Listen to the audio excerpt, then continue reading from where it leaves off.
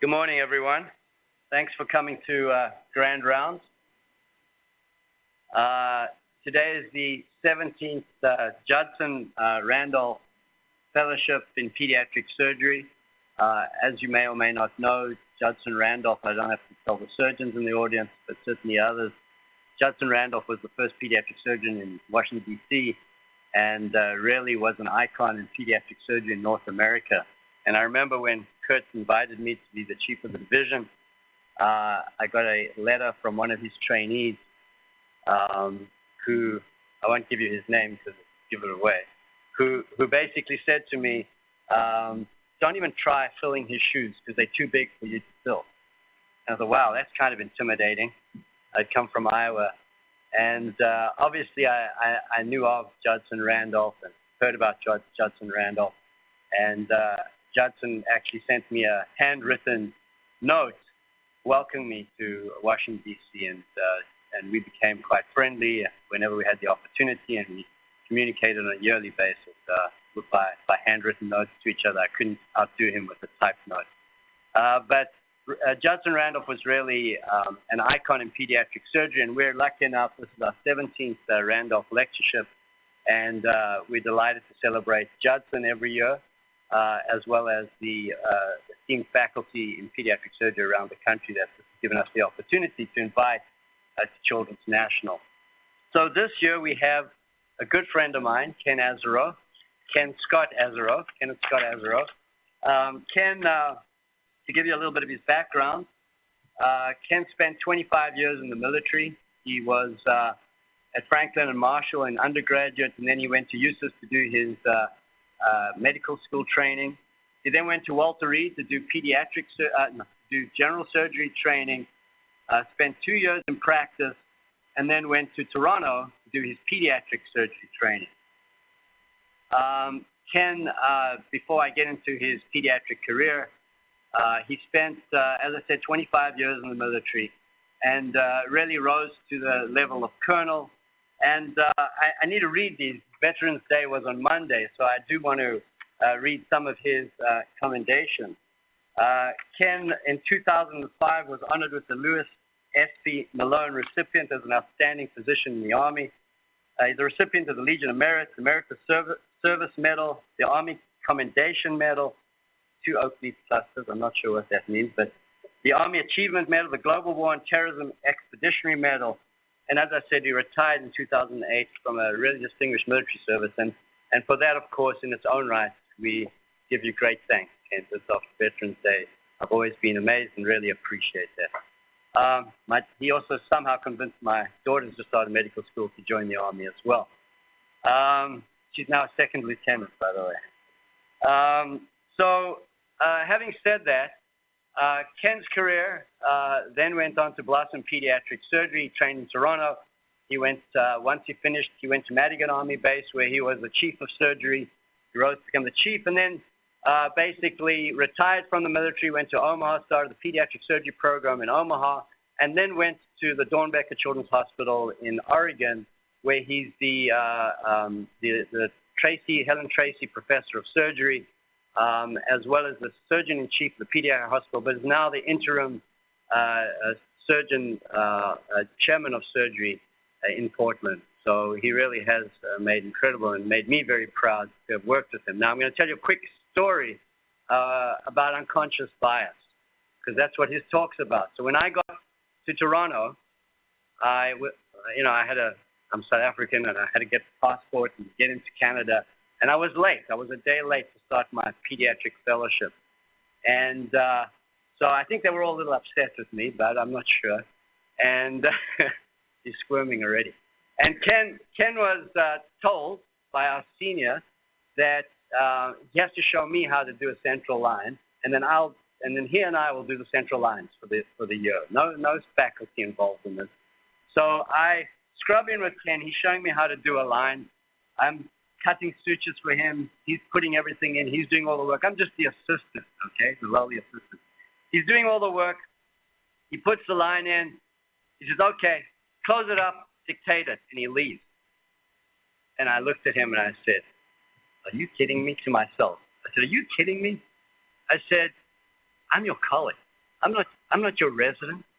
I'm going to work with you for 2 years. I don't know how we're going to do this. And so I finished up beautifully. And it took me about a week to get the courage to approach him. And I said, Ken, we got 2 years together. Don't ever try that on me again. I said, I'm not your resident. You're not my faculty. And you got to treat me. And he said, now, wait a minute, Tony. So this is where the unconscious bias. I thought he was a militaristic colonel who was dictating to me what I need to do and don't need to do. And what I learned from this is there's always two sides to every story. There's always two, sometimes three. But in this case, he was covering my butt in another room with Bob Fuller, who was doing a pectus excavatum. And so he felt he was doing me the favor.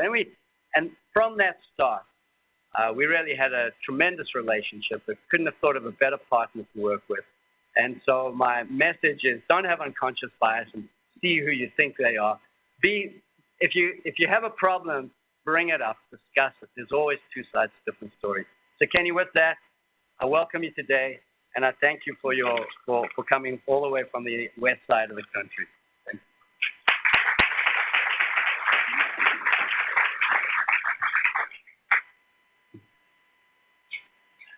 So we've actually come a long way, Tony and I. I used to have to tell the second half of that story. Now he just does it for me. So so thank you very much for the honor of this. This is truly a singular honor,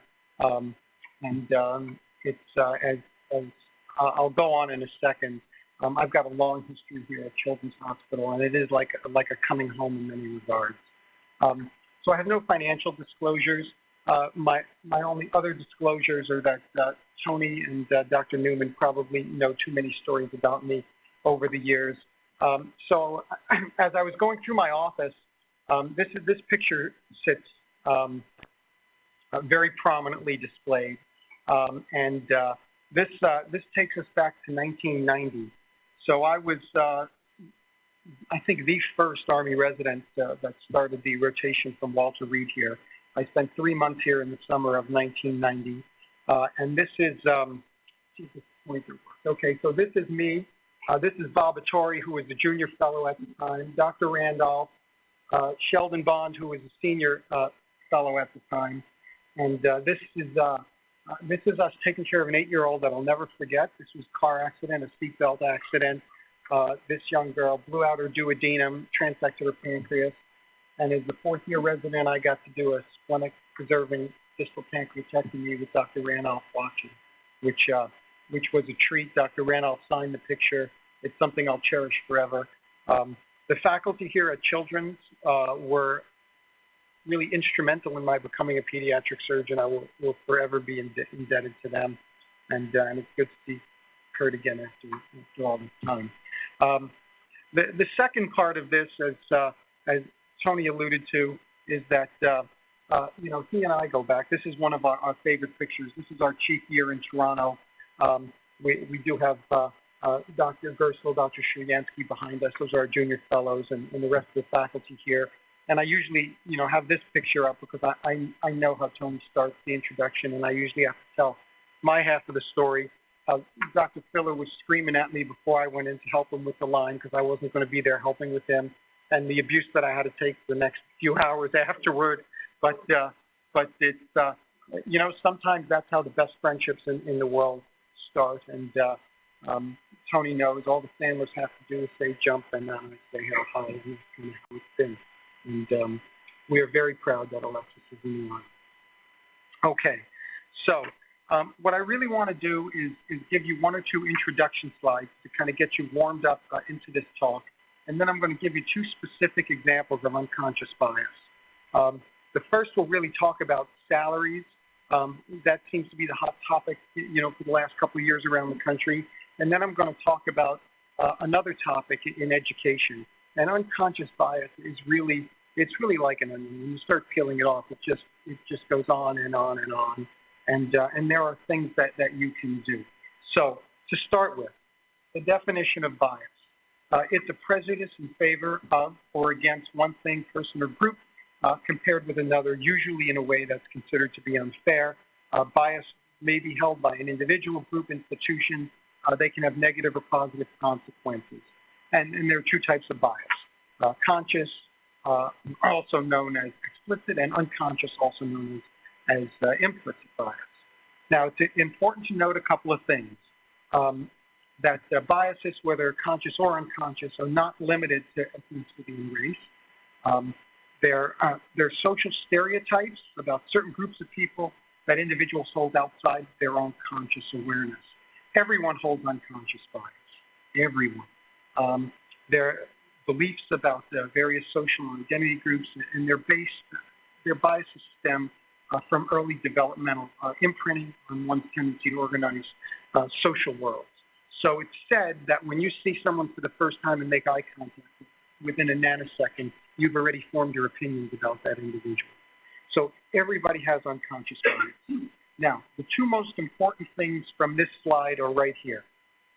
So it's unconscious bias is far more prevalent than conscious prejudice, and it's often incompatible with your conscious values. So as we talk about how to deal with this, elevating your unconscious biases to your conscious awareness is probably the primary mechanism that you can use to overcome some of this. We'll talk about that in a little bit. And then certain scenarios can activate your unconscious attitudes and beliefs. And stress really is the main issue. So implicit biases may be more prevalent when you're either multitasking or working under time pressure. You know, in the Army, it used to say, you know, when the true nature of an individual comes out in the middle of a deployment. And that's absolutely true. You see everybody's true self, all their unconscious biases come out when they're extremely stressed. And for those of us who are surgeons in the group, that's when it also comes out. When you're pushed to the point, you've got several difficult patients, things are not going well, certainly in the operating room, but also out of the operating room. This is when you deal with some of these things. So, for now that we've gone through the background, I'm going to give you two distinct examples of how implicit bias towards gender can affect you in an academic surgical department. So the first part of this talk is going to literally be a paper that one of our residents, Heather Hoops, she was our education research fellow last year. This was presented at the American Surgical, and it was just published in the Annals of Surgery in September for anyone interested. And we're talking about establishing equity for pay in the Department of Surgery. So here's the background, and many of you know these papers, but just as a baseline, well published that females in general surgery were paid an average of about $40,000 less than male counterparts over the past decade. And in surgical subspecialties, these averaged to about $44,000. And if you look at this carried out over a career, you're talking between a $1 to $2 million pay differential. And this was published in 2016 in JAMA Internal Medicine. The second part of this, and in most academic institutions, the largest pay raise you get is when you get promoted by rank. So if you look at the literature, there are two well-known publications that show females are less likely to be promoted to full professor or hold leadership positions compared to their male counterparts. The reasons for these, you know, in all three of those papers I just cited, boil down to here. Essentially unconscious bias and then conscious bias. The negotiation strategies, when you actually read these papers, that really falls more into the conscious bias. So you're looking at biases, whether they're implicit or explicit. So there was a national call to action. Many of you who may have attended the American Surgical 2 years ago will know that Keith Lillamo's presidential address really was a call to action, and Hilary Santhi published this in the Journal of the American College of Surgeons, and it was really an attempt to neutralize unconscious bias. Objectivity, transparency are the essential components of this, and we're looking at compensation plans, promotion criteria, blinded application reviews, so selection is also a big topic in unconscious bias. And the key for all of these papers has been in increasing awareness. So it just so happened right at the time this national call is taking place, I assumed the leadership at Oregon Health and Science University. So I've been the interim chair there for 2 years and 3 months. I'm actually in the middle of my own search right now for the permanent position. But one of the first things that I did when I became the interim chair was actually look at this issue. Now, it just so happened the year that I became the interim chair, we implemented a university compensation plan. So I took over in 2016. The plan was started in 2015, and then what I did is I had each of my divisions come up with their own plan on how they were going to come into alignment with this. And if you really don't want to make friends as your first day in interim chair, tell folks you're going to change the compensation plan. That usually is a big winner with the faculty. But nevertheless, that's what we did, okay? And we really did it to get in line with the university's plan, and it was really not a choice. But what we did is at the time, I really thought, I said, if we have a compensation plan that is literally a published formula and gender is not one of the variables, this should equal the playing field. So it gave me the idea of looking back as to how we did before the implementation of this plan and afterward to see if there was a difference, if we did have an issue at OHSU. So the objectives of this particular study were to examine the effect of gender-based differences in salary before and after the implementation of the university-based objective compensation guideline. The name of the plan is called Faculty First, and we'll actually get into the name in a little bit during this talk. And then the second objective was to evaluate concurrent gender-based differences in faculty promotions and retentions. So, Faculty First, the university-wide compensation plan, it was initiated in 2015. All our salaries are based on published tables with this plan, and we use the AA and C table, and what we do is we take a 3-year rolling average of the Western region median compensation. And it's based on specialty and on your academic rank. And here's the plan. The boxes extend all the way out to the right of your screen, and they get a little more complicated each. So we're just going to concentrate right here. This is the simplest way to look at it. So you look for any specific division, so say pediatric surgery. You look at what the total revenue is based on your professional fees. You then look at your departmental costs, which are basically your salaries plus your overhead, and there's a difference. Rarely in pediatrics and specialty do these two equate, so you need support from the university, which comes from your hospital revenue mostly, but also comes from research, grants, contracts, et cetera. And then the School of Medicine and University agrees to pay the difference as long as you meet an RVU target, which is median RVUs. So that's kind of the contract. Your division meets your median RVUs, the university pays you the difference, then you can pay everyone at the median. So that's the concept. And if anybody has questions as to how we do that financially, that's a whole separate talk, but we can talk about that later if anyone has questions. But for those of you who are wondering what happens if the university doesn't make enough money for that, that's how the name Faculty First comes. So compared to administration, support, etc., the faculty get paid first and then everyone else gets paid second. So that's, if you run out of money, that's kind of how the name came about. And hopefully we will never have to test that theory. So the methods of how we did this study, this was a single institution retrospective review. We looked at the salary data from 2009 to 2017. The cut point was 2015. And then we looked at promotion and retention data over a 20-year period, simply because we had that data available to us. So the participants, my department actually has 9 divisions, but during this study, the division of bariatric surgery was not a separate division yet, so that was incorporated into general surgery. So you can see the 8 divisions that were examined. Exclusions. So we excluded any faculty that had less than a 0.5 FTE for their clinical portion.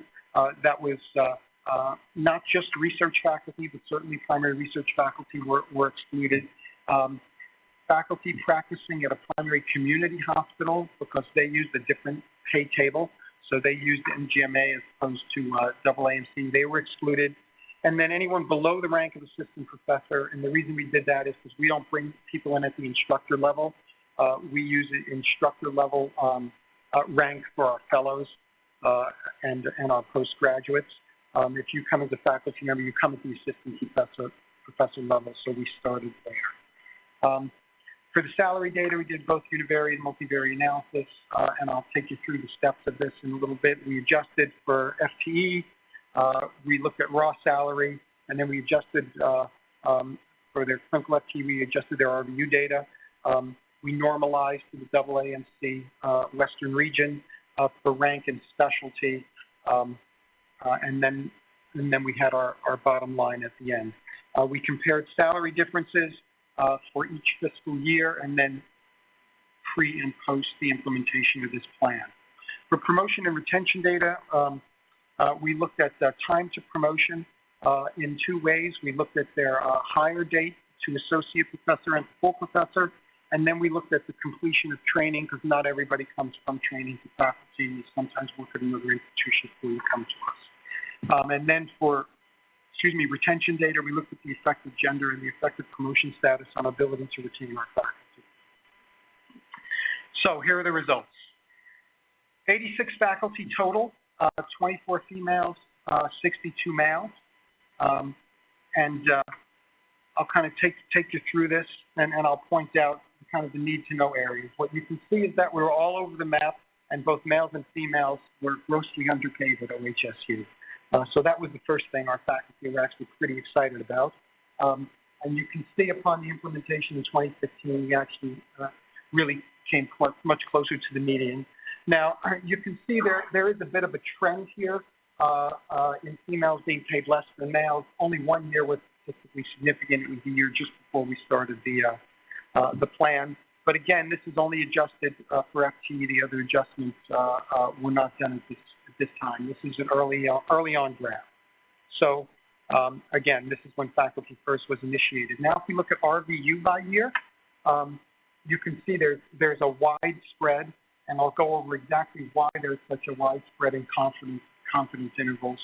But several years were statistically significant, and as a general rule, early on it looked like the males were outperforming the females, but you know something, when you're underpaid, that probably is consistent. So this was not really surprising to us, and you can see that in our last year, our female faculty outperformed our male faculty. So this was really not surprising, but certainly when factored out, it made the results very, very interesting that you'll see in a second. So percent difference in RVUs compared to the median. FPSC is simply a Vizient table metric, and we use this for our work RVUs. Again, you can see wide disparity. Certainly looks like a trend early on that females were slightly below males, but nothing statistically significant here. Now, when I showed you the wide disparity in confidence intervals 2 slides ago, we knew that we had an issue with our chiefs. So we had 25% of our chief ranks were female, and we knew our chiefs were underpaid, and they were our highest producers. So we actually looked at by rank each level, and I don't need to put up the assistant and associate slide, but we had a problem with our senior ranking females, grossly underpaid and overworked. And this, you know, when you're at an institution where this happens, it's kind of a known commodity. And you can see how they produced, and now you can see how they were underpaid. So, I mean, the data is a little skewed, but it's skewed at the most senior ranks, and this really had a tremendous effect. So now when you actually look at all of these things factored out in the multivariate analysis, and you look just strictly at gender, this is where we were before Faculty First. This is statistically significant. I mean, you don't really need to be an expert to see what was happening. And then this is what the compensation plan did for us. Not exactly, but pretty close to between 0.02% right now on the medians. And so the plan just eliminated that from our university. And so this was really quite not just interesting, but revealing. It validated what our female professors and chiefs thought, and it also validated for the university that we had taken a step in the right direction. So let's see what happens with promotion and retention, because as many of you know, this is the biggest salary increase that you get. So looking at gender difference, time to promotion to associate professor, then time to promotion to full professor, really no difference in promotion rates across the board. When you actually look at retention, so the dotted versus the solid lines these are folks who were not promoted, these are folks who were promoted. No statistical difference between these, but there is a statistical difference between this group and this group. So the biggest factor on whether you can retain somebody is whether they were promoted or not, really not based on their gender. So conclusions from the study is that a university-wide compensation plan based on objective national standards were associated with more gender-based equality in compensation. We found no gender-based differences in promotion or retention. So now that we found this out, what do you do about it? So first, you have to find out what the limitations are. Single institution, our finances are, we're a public institution. Our salaries are published. You can look them up online. Just call the Oregonian. You can see what I'm making here. That's just part of being part of a public institution. We're also a large university with several colleges and several missions, and our finances are all lumped into one university. So this is not just the hospital side of things. This is an entire university. So other institutions may not have their funds flow going in the exact same direction, and we have to account for other university missions. So the analysis does not account for faculty efforts towards education, community outreach, scholarly activity, et cetera. And those are still factors in the compensation plan. It is not solely based on RVUs. So we did not account for those things. So there's a little bit more to be done in the long-term analysis. So moving forward, what do you do about it? So really support at all levels. And what I mean by that, that's not necessarily financial support. That's support in getting folks onto the compensation plan and really helping them understand what their mission is. And if you follow through on the missions, you'll be compensated in a way that gender should not make a difference. Really objectivity and transparency. So everybody knows what everyone else is doing. Everybody knows who's putting an RVU effort forward. Everyone knows who's doing the educational mission. And everybody knows where they sit on a pay scale. Addressing unconscious bias. So the way you address it is to put it into your conscious self. So if you're conscious about something, you can overcome your unconscious biases. That happens every day, and you need to stay vigilant. It takes constant training and renewal. The university has a mandatory unconscious bias training. All 16,000 employees have to complete it by the end of this year, or you'll not receive any incentive bonuses.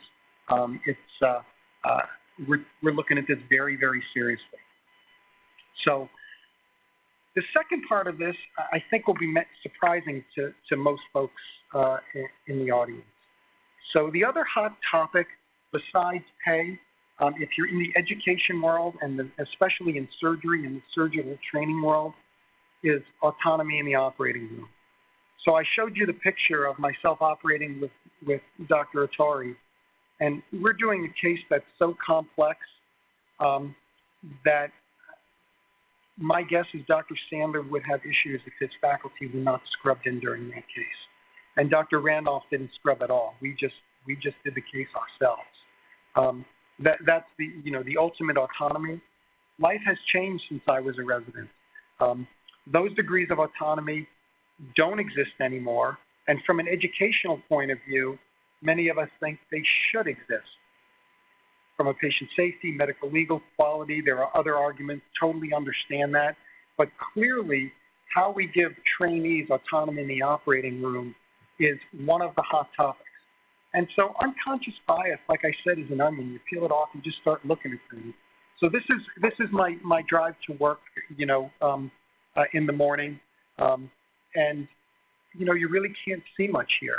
Right? But if you just wait about 10, 15 minutes, now Mount Hood starts coming into view. If we waited another 2 hours, you'd see the snow-capped mountain would be crystal clear.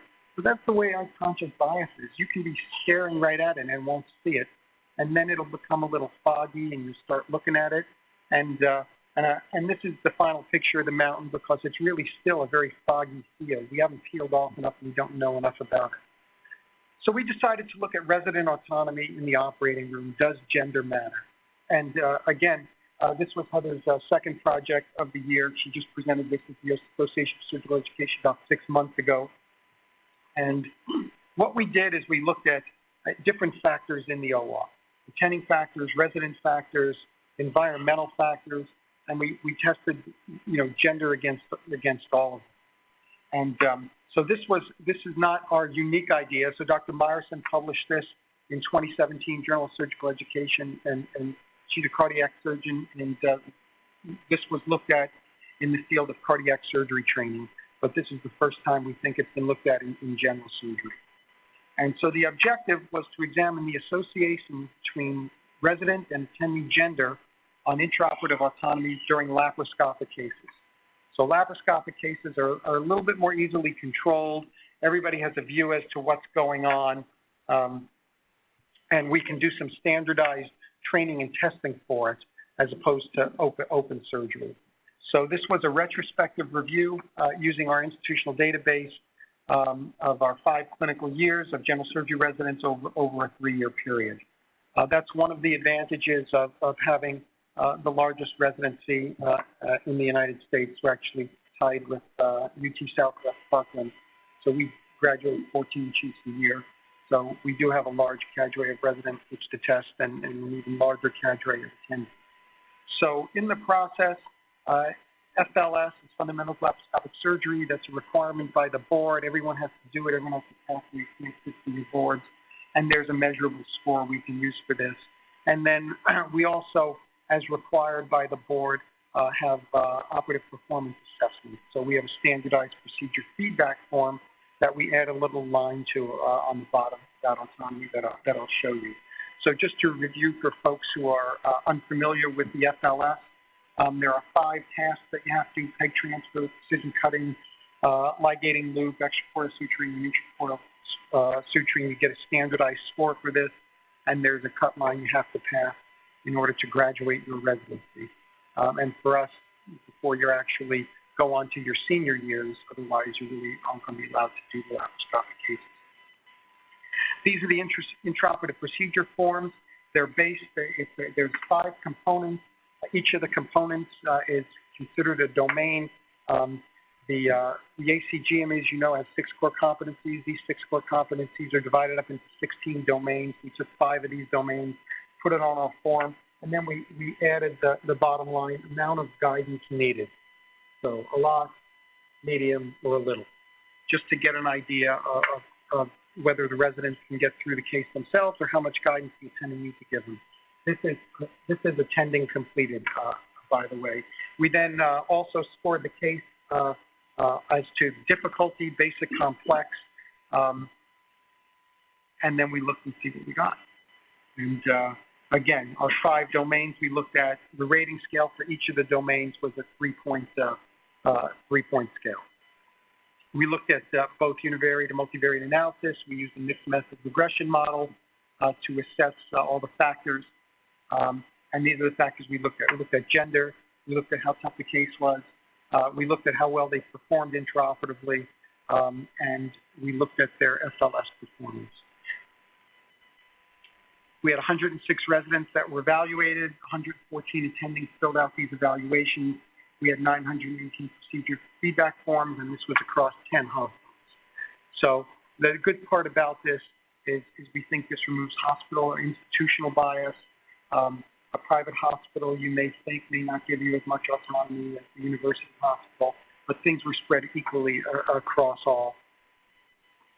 And this is what we got.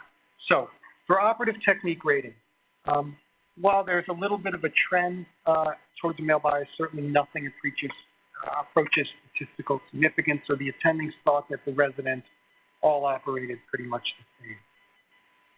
Operative knowledge, again, maybe a little bit of a trend, but no statistical differences, so the attendings all thought the residents' knowledge of the cases was about the same. How they performed in their fundamentals of laparoscopic surgery, we're very fortunate in our program. All of the junior residents had 100% first-time pass rate, and they all performed equally well with no statistical differences. So now, when you factor all of that out and you actually look at the level of guidance needed, there's some enlightening data to be shown. So if you look at the graph here, you really want to concentrate on the bottom. So this is little or no guidance, so the residents are doing the cases by themselves. So this is true autonomy, this is a moderate amount of help, and this is they need a lot of help. So as you would expect, the interns need a lot of help, and there's really no statistical difference between men and women. Starting to get maybe a little bit of a trend, certainly on the a lot of help needed, maybe a little on the autonomy, but no statistical significance. So now once you hit your third year, there is a huge difference. So you're looking at over half of the men are given autonomy in the operating room, and only about a third of the female residents are given autonomy. When you go to the fourth year, same thing, statistically different. And you're looking at almost two-thirds and still less than half on the female. And then in the chief year, it's the same again.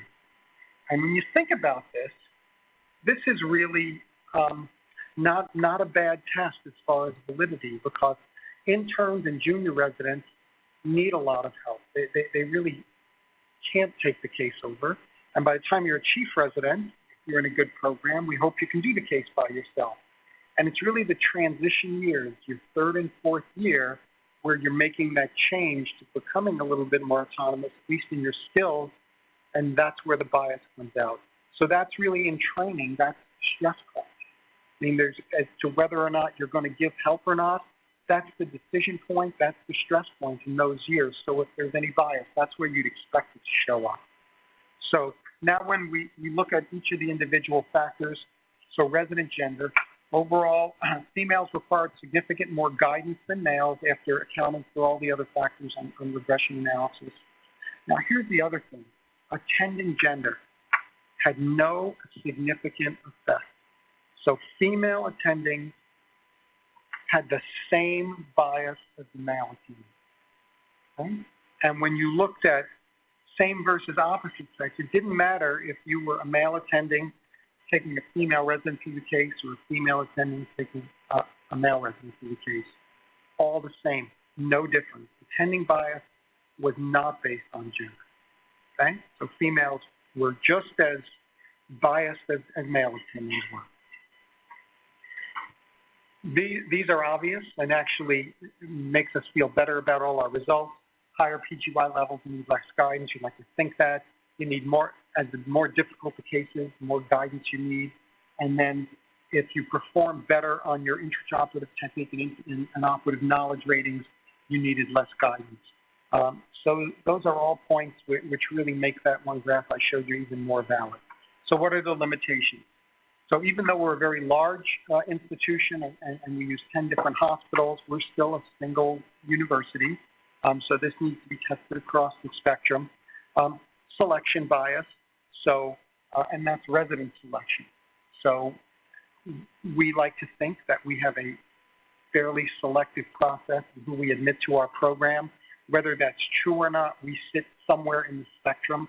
So we're probably not getting the widest range of residents based on who we select. So there'll be selection bias going into this.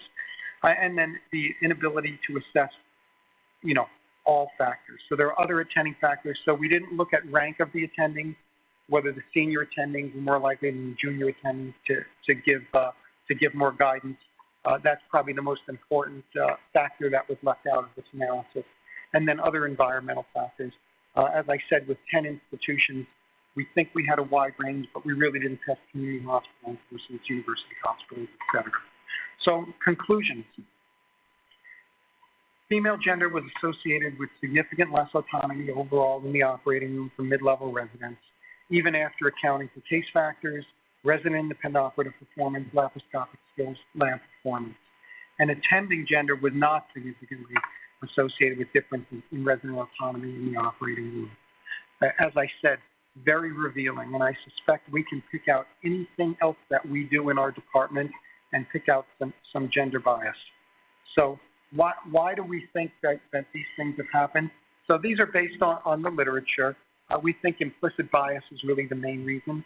You know, there's been a lot of literature on gender-based difference in confidence. I'm not so sure I buy that argument. I think that's probably selection bias up front as opposed to gender bias, but that is something that has been discussed in the literature. And as I said, there are still multiple factors unaccounted for in this analysis. So possible solutions. Again, implicit bias training. So that's part of our faculty development initiative is not just the university implicit bias training, but we're doing departmental implicit bias training specifically about how to coach residents in and out of the operating room. And then you really want to pull down, much like we did for compensation, use a preset formula. You really want to have a preset set of standards for taking residents through. So when are they ready to start taking steps on their own in the operating room? That needs to be worked out ahead of time prospectively. And then last thing on how we evaluate residents, especially in the operating room, there are several initiatives around the country. I know University of Michigan has one where they're sending video recordings out and having faculty at other institutions evaluate intraoperative performance, and those are blinded to name and gender. You just know the level of the resident they're at. And as we move forward in the education world with entrustable professional activities, this is what we're talking about. Who can we entrust to do something? And these are the types of things we're going to be looking at going forward. So, Tony, I kept it to 40 minutes, not 45. I welcome all of you to come out to Portland. So this is the backside of our children's hospital. Dornbecker is truly a floating hospital, and when the haze and clouds are in, it really looks like it's a little spot of heaven. So thank you for the honor and privilege of talking to you today. I'll be happy to take any questions.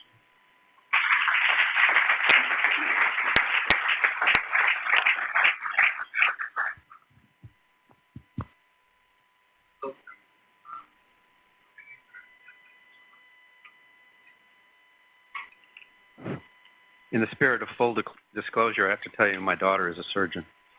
So I have two observations and a question. So one observation is 51% of the residents you have are female. Okay? So this is a world apart from a generation ago. In my 5 years of residency in the 1970s, we graduated 10 a year in Dallas, and we had one female in the 5 years I was there, out of 50 residents. So I think that part of the bias that you're seeing is going to inevitably change as the medical schools change and as the residences change. One thing I do have to ask you, though, is laparoscopic instruments are not made for female hands. If you actually look at the ergonomics, the females generally have a little more trouble, and I know this again from personal experience with my daughter, but it's an issue. So I don't know if that would be the same in open, but I'd be interested in your thoughts about that. Is that something that they compensate for? Do you think that that's partially a technical issue? Or is it more, as you say, a confidence issue? Thank you again for your talk. So it's almost as if I prompted you for that comment and question. So the one thing that I will tell the folks, and this is mostly for for Tony and Second Lieutenant Sandler. So Walter Reed, if you'll remember, when I trained, we had more female residents than male residents. And this was now almost 30 years ago, and it was in the United States Army. So I think the Army has been fairly progressive in this by its nature. And that's just a plug for the Army. Nationally, you're 100% correct. We're still only at a little under 30%. So if you look nationally across residents in the U.S., even though we have 51%, the average is third. So we're not quite at 50-50 yet, and we know that medical schools have flipped over. So medical schools are 51 female, 49 male right now.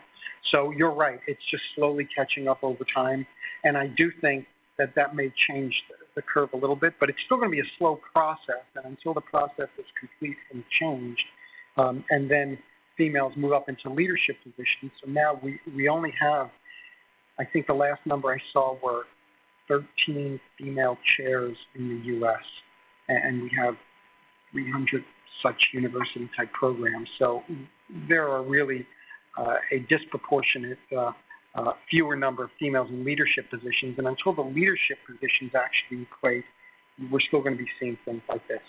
Now, as far as the instrumentation goes, you're 100% correct. This is actually something we've looked at. For those of you who don't know, if the father or parents of laparoscopic surgery in the U.S. are Olson and Reddick, certainly the people who have developed laparoscopic surgery are Swanstrom and Hunter. So Lee Swanstrom and John Hunter are both located in Portland. John was my prior boss. He's now the CEO at OHSU. And they're constantly in developmental mode to create new instruments. So the Hunter grasper, that's obviously John's grasper, is totally designed for a male hand. You're 100% correct. However, there are a variety of new instruments coming out. Scanlon type, not necessarily with fingers and holes, instruments you can palm, and there's a whole new generations of instruments. The problem that we see, and that you especially see here at Children's, is that the pediatric world is about 10 years behind the adult world in instrumentation. So we still don't have, for instance, a great 5mm stapler. I mean, it exists. The Just Right people use. It's still not as good as the adult staplers. And as far as the handles go, you're correct. We're about 10 years, but they are coming, and it will be equated, and it'll be equated faster than equating the level of the faculty. So I think your daughter's going to have a great career. I really do. And probably within about 3 to 5 years, there'll be instruments just perfect for her. But that's coming. Thanks for the question. One more question. So I enjoyed every minute of this talk, and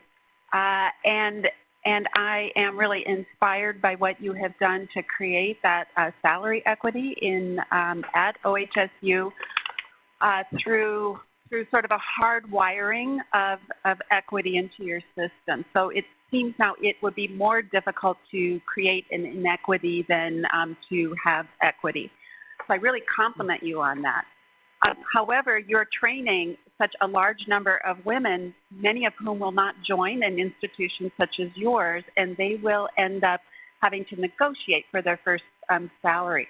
So how are you preparing those women to make sure that they get their initial salary pegged equitably? Because, as you pointed out, that's what then builds over an entire career. So the first thing, I'll answer that kind of two ways. And the first one will be kind of a little bit of a diversion, but it's just a little piece of advice that I have always given my residents and trainees over the years. And Tony and Kurt, forgive me, you'll probably hate me for this, but there is no... Don't say it.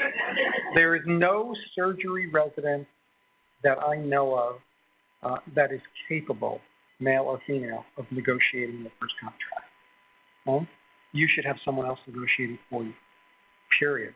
And then that takes all of the confidence things out, a lot of the individual face-to-face gender issues out. Spend the money, costs about $2,500, and get a contract lawyer to negotiate your first contract with you. contract lawyers spend an entire career learning how to do that. Surgeons who go to a weekend course or something at the college, that does not equip you to negotiate your own contract. And that's the advice I give. And that will equal the playing field a little bit, okay?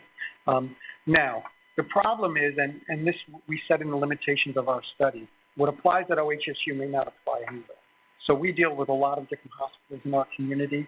Their financial structure and funds flow are all different. Many of the biases are conscious and not unconscious. And when you have a conscious bias, that you can't overcome. And then you have to decide if that's really the geographic place you want to work in or if you want to go elsewhere. So I think the problem that you bring up is partially conscious, partially unconscious. I think you can overcome the unconscious bias, even though that's more prevalent and it's kind of the first thing that's there. You can equal the playing field there. The conscious biases are really, really, really tough, and that's a problem. Good. Can I invite you to say a few words?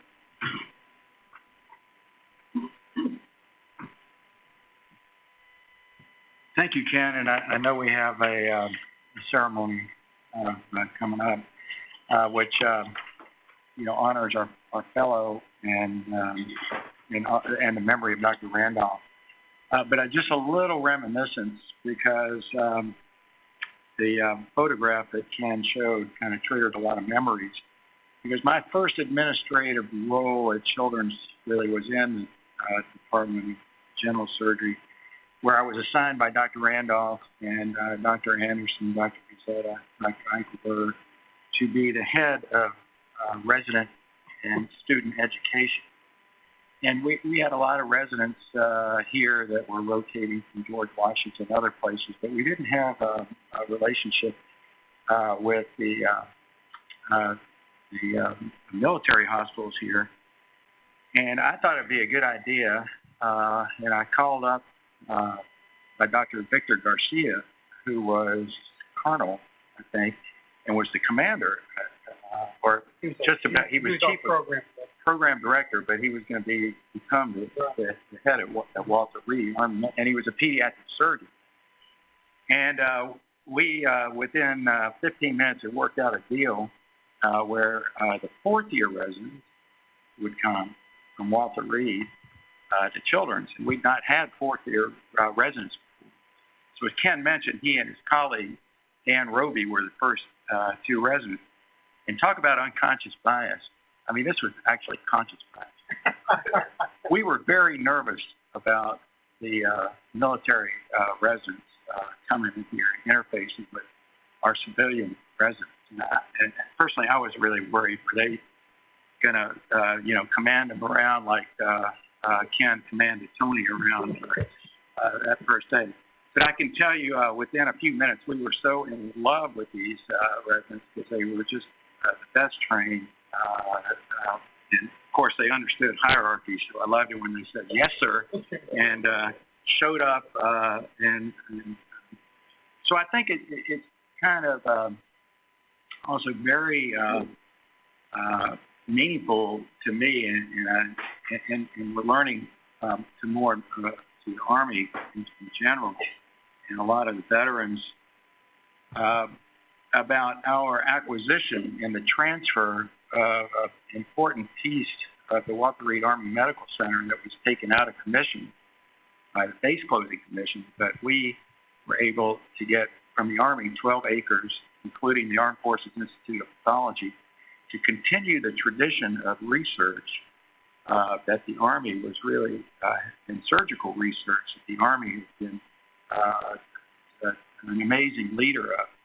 So that tradition out at Walter Reed, which we are thinking of as a pediatric research and innovation campus, nothing quite like it in the country, to continue to focus on research and innovation, and then even in Ken's talk, he highlighted in his last comment the lack or relative lack of focus on pediatric innovation, which Tony and the Sheikh Zayed Institute are trying to address. through moving surgery to be more less invasive and more precise, pain-free. So it really all ties together, and I think, Ken, I think Dr. Randolph would have just been so honored to have you as a surgical leader reflect back on your career and then some of the things you and I improved and as we move forward. So thank you for being here today. And I look forward to walking around the Walter Reed campus with you, and you can show me where not all the bodies are buried, but just where. Yeah, I'm sure you do.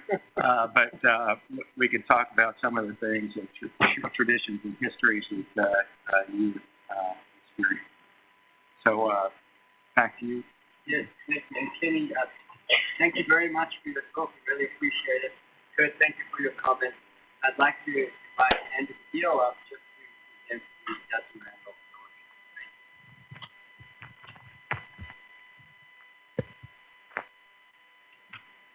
Fellowship. So in coming together today to celebrate the legacy of Judson Randolph, we want to pay special attention to his commitment to mentorship, education, and training. And that takes the most formal form of the fellowship, which he founded in 1964, making it one of the oldest fellowships in the country, and he was really a pioneer in formalizing pediatric surgical training. In reviewing all the different fellows that have come through the program, we're getting ready to do an update to the genealogy project. We see all the different graduates over the years who've gone on to become leaders in the field and train their own fellows and carry that legacy and vision on in the image of Judson Randolph. And it's nice to reflect on and revere on all those accolades and accomplishments, but we want to make this an active tradition, which brings us to the second part. And so each year we name our senior fellow as the Judson Randolph Fellow. And with that, we invite you to become a part of that tradition, but it also comes with expectations. And we want you to honor his legacy and vision in what you do every day by your example, and how you lead the team, your investment in resident and medical student education, and most importantly, how you care for patients. And so we want you to do that here and carry that on into your future endeavors. And we have every confidence in your ability to do so and look forward to your future successes. And so with that, I introduce Jason Polkowski, who will be our Judson Randolph Fellow this year.